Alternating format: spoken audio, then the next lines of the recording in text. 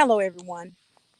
This is a special issue, special edition, of the Mike Magazine. And we're getting ready to bring on Mr. Benard Oliver. And he's going to give us his feel on what is going on in Belzoni, Mississippi. Now, a lot of you may not know about Belzoni, Mississippi, but Belzoni is where Denise LaSalle is from. This is where the actual catfish festival was celebrated for years and years and years. And now I'm going to bring him in, and he's going to explain to you. He is going to tell you who he is, what he's doing, where he's coming from. Enough of that. Let's get ready to bring him in.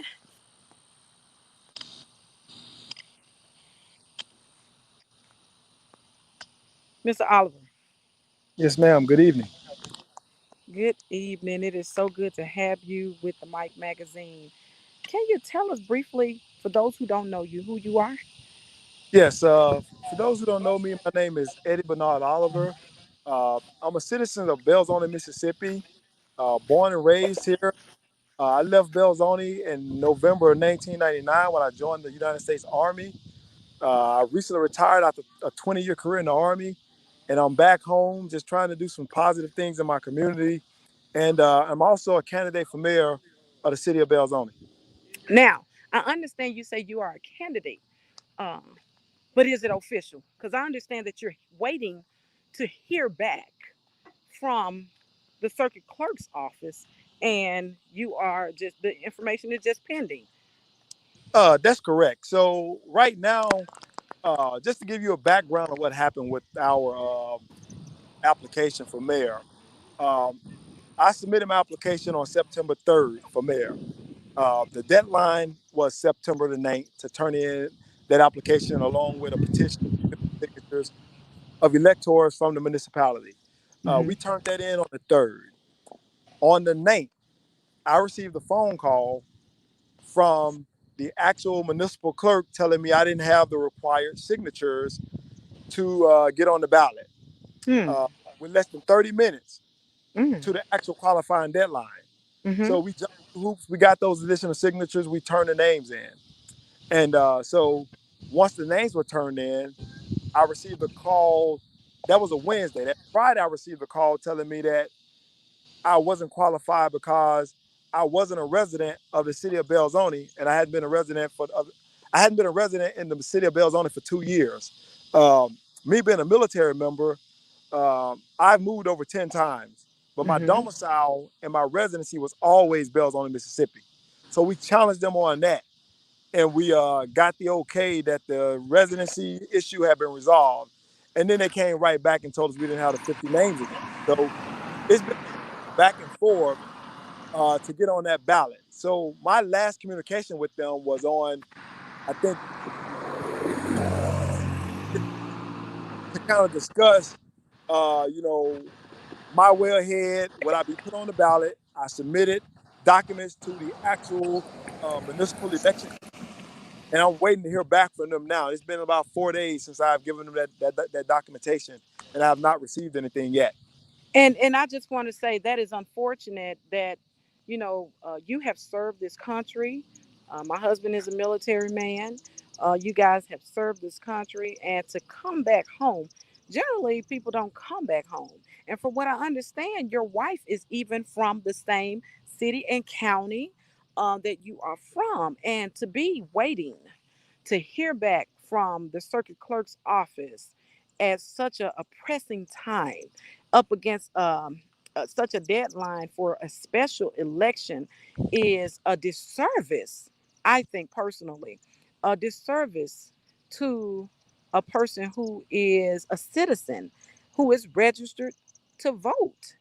Um, when I heard about the story, I jumped on it right away. This is something that the Thank general public needs to hear about. Now, why is it that this information is being held up? I'm not sure. However, uh, I just wanted to say You can't hear me? It ain't on that. On your page, go ahead. Oh, it's on the Mike magazine. Okay. I just wanted to say that I just pray that these are just strong allegations, because until further notice, you know, I will call myself to see indeed what is happening in Belzoni, Mississippi. I've taken a ride through the city. It looks like a ghost town. And what I understand, you are running for mayor. You may mention that you are a military guy. What did you do in the military? So when I initially joined the military, I enlisted, and I went in the military, and I was a human resource professional with the 519 Military Police Battalion. Um, I made staff sergeant in 4 years because I found out with hard work, dedication, you could excel in the military. And so along that route, I actually obtained two master's degrees, and I started working on a doctorate degree in business.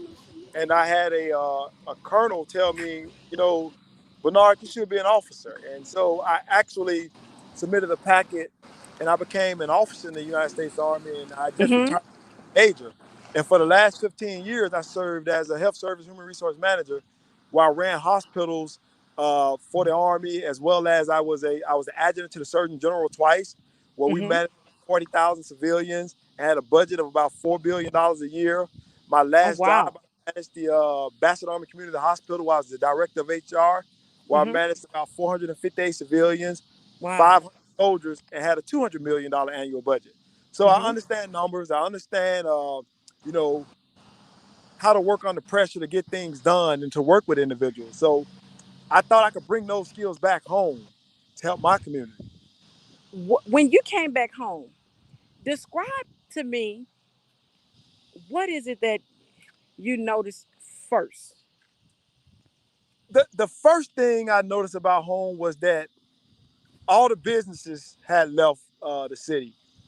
I noticed that we had a city of, once was a thriving community where Mm-hmm. people were happy. They had pride of citizenship. They had Mm-hmm. pride of home ownership. Mm-hmm. They had pride of their jobs and what they were doing in the community. They had lost hope. So I noticed the hopelessness in the individuals that I saw. They would tell me things like, nothing is ever going to come back to Belzoni. Nobody Mm. cares about us. Mm-hmm. Me being a person who's fought in countries around the world to bring democracy to those communities. I Yes. fought in Iraq so individuals could hold up a purple finger and Mm-hmm. vote for the first time after we Mm-hmm. toppled the vicious dictator in Saddam Hussein. I Mm-hmm. voted. I fought in Afghanistan so that the people of Afghanistan could vote for the first time without the rule of the Taliban. So, Mm-hmm. for me to come home and hear my own people in America was supposed to be home of the free, you know, and hear them Right. say hopeless, you know, it just gave me chills, and it wanted me, it just compelled me to do something positive and try to run for one of these positions so that I can help the citizens. And I thought, why not start as the mayor? You know, that person is the executive, member of that community. He or she is the beacon of light that people come to in that city when things go right and when things go wrong. I felt like we didn't have transparency. We didn't know where our tax dollars were going. We have roads that are in dire condition that need to be repaired. We have Wow. flooding that's systemic here where it happens on a constant basis, where Mm-hmm. streets are flooded. We have Mm-hmm. citizens who are complaining about water going into their homes and nothing has been done about it. I Mm-hmm. have videos of water running in this city for 2 and 3 years Mm-hmm. and nothing has been done about it. But yet a citizen will have a water leak. We want to go out there and charge them $1,000 water bill for a leak that's on the city. And if they can't afford to pay it, we take their water meter out their yard. So Mm-hmm. we got to have empathy and compassion for people, especially when in a city with dilapidated, infrastructure and don't have the resources that our citizens need to actually move forward and fight for themselves. What will it take for Belzoni to flourish? Let me say this right now. Everyone, if you are just tuning in, please share this live. We have with us Mr. Benard Oliver from Belzoni, Mississippi, and we have strong allegations that Mr. Oliver has been waiting to hear back from the circuit clerk's office um, to know whether or not if he will be placed on a ballot. Um, he's had to call down to Jackson, Mississippi, to make sure that his permanent address was indeed his permanent address. And for some of you all who don't know, you can have more than one address. Now, this is not the case though. This young man was in the military. And when he retired, and when he retired, um, he had the same address. So he had to overcome that first obstacle. And now, again, we're up against another obstacle. This is for you all who are just tuning in, just letting you know that this other obstacle is this. Why is it that these are strong allegations now? Why have you not given this young man anything in writing or sent him a phone call, something saying that, hey, yes, you are indeed or in fact on the ballot. You did everything right. This is where you're supposed to be. The election is in 10 days. When is the election? The election is on Tuesday, September the 29th. So I think we're less than 10 days away My goodness. from the election. Have you had a chance to even campaign? I have not, because I kind of suspended the campaign and the production of signs once I received that phone call uh, telling me that I wouldn't be placed on the ballot, and that if I wanted to be placed on the ballot, I would have to challenge them to prove my residency. Okay. So let me make a correction. We're waiting for the city clerk. Is that correct? So the Can you city clerk, explain that? well, I will explain it to you. So I was told by the city clerk, as well as the Humphreys or the Belzoni Municipal Election Commission, that the circuit clerk was the individual who actually did, I guess, a scrub of the names, and who informed them that I did not meet the requirements to be on the ballot for mayor. And I've also received indication that the circuit clerk is the individual who's pushing the issue to keep me off the ballot. Now, the decision is not the circuit clerk's, but the circuit clerk has a strong influence in those individuals who have the decision making process to put me on that ballot. And what my biggest concern is this. You know, as a military man, I always err on the side of caution. You know, Mm-hmm. uh, me being on the ballot is not illegal. Letting the citizens choose their mayor or disenfranchising somebody who should have legitimately been on the ballot is Mm-hmm. a disservice and and so what I explained to them was, let the citizens decide. I'm not Yes. the only one who was taken off that ballot. From two other individuals were removed from that ballot Okay. for things such as not filling out the top of the application. So when we received our information from the city clerk, we never was told how to properly fill the application out. Now, me being a human resource professional and I understood how to do that and I did it properly. But none of the pages were actually stamped received by the circuit. I mean, by the municipal Do you clerk. have So those copies? I have those copies and I've submitted Okay, them. you do indeed have those copies. I do. Now, now I understand that it sounds like there's a gatekeeper or someone who has major influence who is probably holding up this process. Now, I just read recently after doing research that there was corruption in the city of Belzoni, where the chancery clerk was prosecuted, had to pay back money and things of this magnitude for embezzlement. So, from what I understand, there is a history of corruption, and this is not something that is hearsay. This is something that can be found in any on Google. You can find this on Yahoo. You can find this on any search engine. Let's talk a little bit about that. So one of the things that I always discussed was transparency in government. Uh, Transparency, yes. Being a military member, we always have to have transparency. I couldn't do things or spend money without having proper documentation, where it went. Right. I mean, every penny was accounted for. And, like I said, we had a Mm-hmm. budget of $4 billion when I was the adjutant to the Surgeon General. And so keeping Mm-hmm. track of $4 billion is a lot more, I guess, resource intensive than keeping track of, $9 million or so what our actual county receives.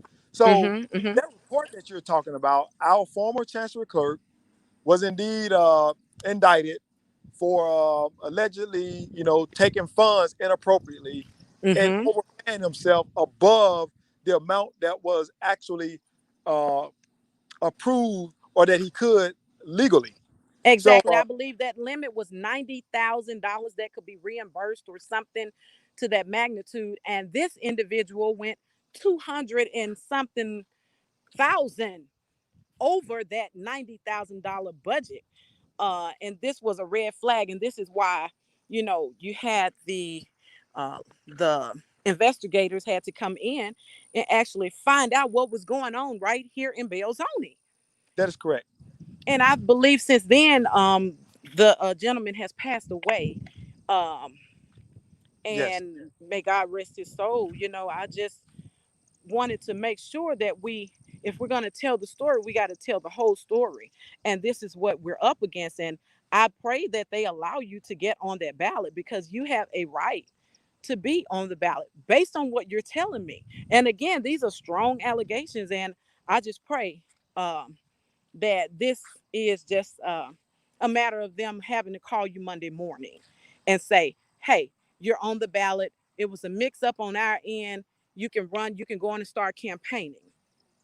Well, hopefully that happens. But, me being a realist of the things that are happening in this city, just like some of the things that the corruption that you're speaking of, Mm-hmm. we hear everything from, uh, fraud, waste, and abuse, misappropriation Yes.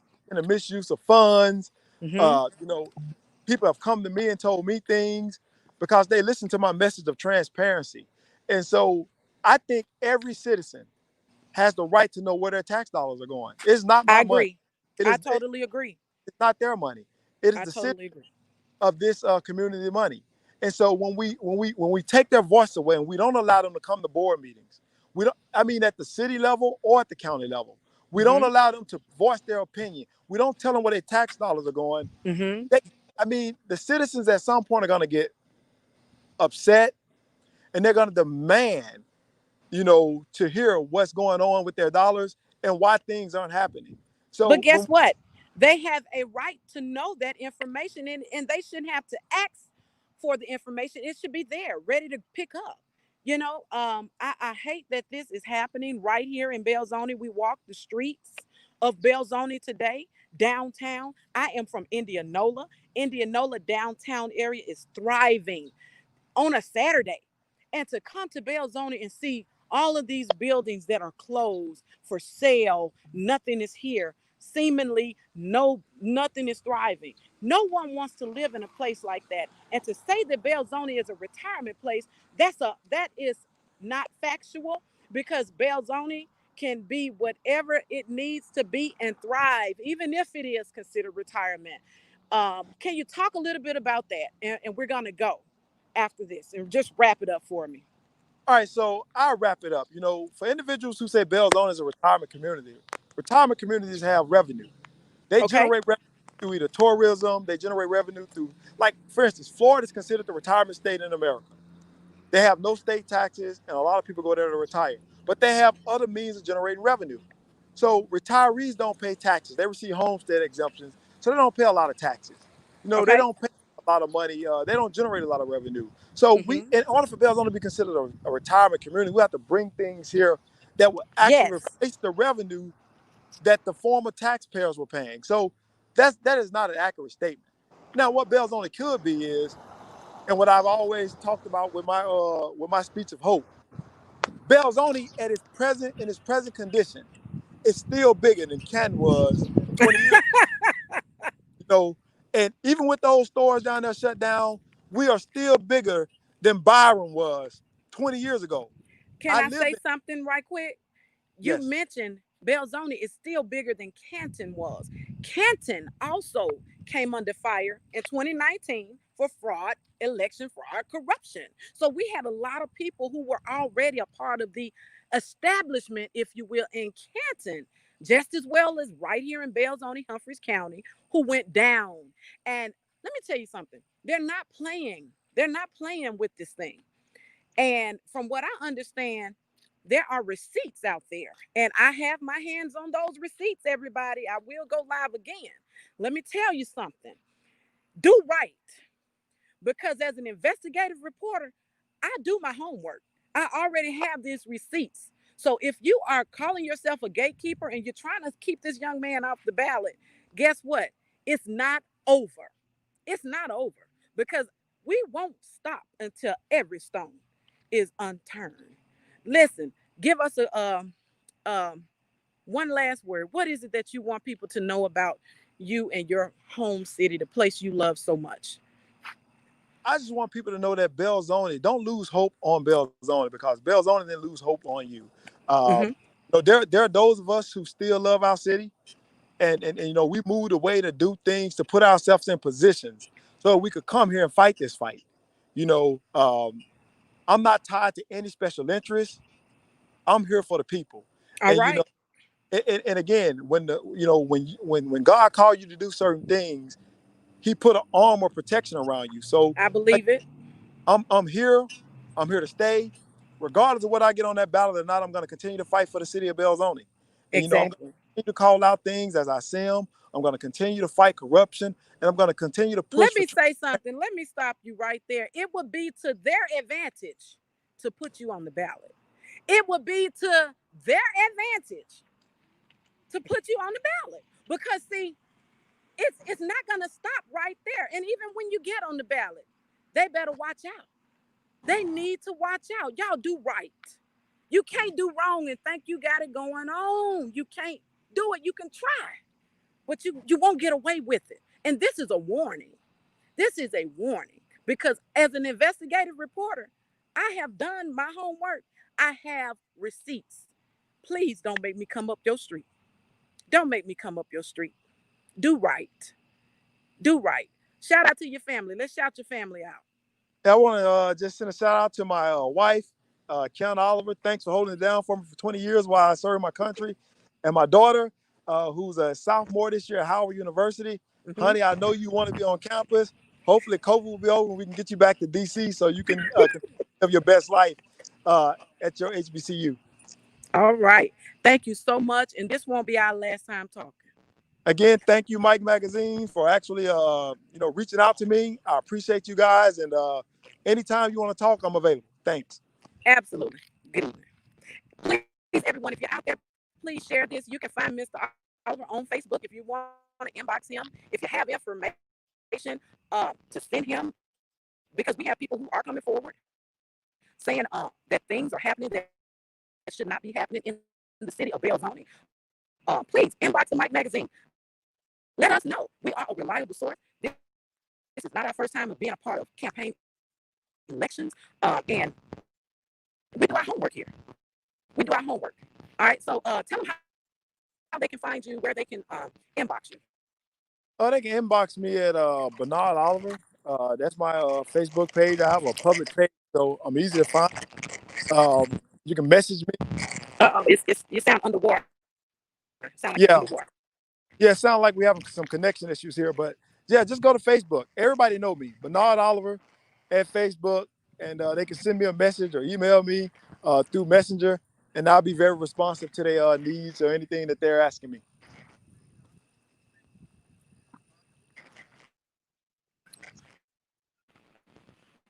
Okay. And everybody who came on from Belzoni, thank you so much for your support. Please pass this information on. Share this information. We're here and we've been here for 10 years. The Mike Magazine is not playing. Please do right. Please do right.